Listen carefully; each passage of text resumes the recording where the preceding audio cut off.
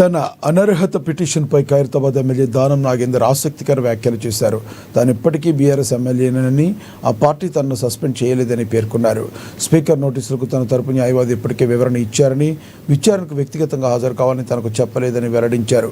స్పీకర్కి ఇచ్చిన లేఖలో తన అడ్వకేట్ ఏం రాశారో తనకు తెలియదని పేర్కొన్నారు.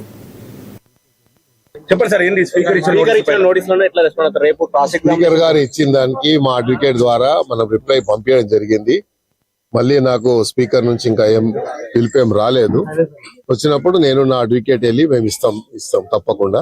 అదే విధంగా మేము ఇచ్చినటువంటి రిప్లై ఇప్పటిదాకా మాకు వచ్చిన దానికి మేము రిప్లై జవాబు ఇచ్చాము ఒకటి.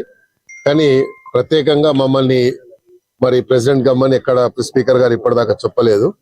చెప్పినప్పుడు నేను వ్యక్తిగతంగా పోయి ఉన్నటువంటి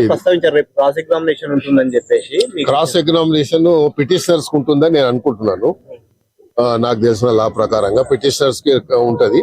తర్వాత నన్ను పిలుస్తుండొచ్చు. నన్ను పిలిచినా కూడా నేను తప్పకుండా వెళ్ళి నా ఎక్స్ప్లెనేషన్ ఇచ్చు.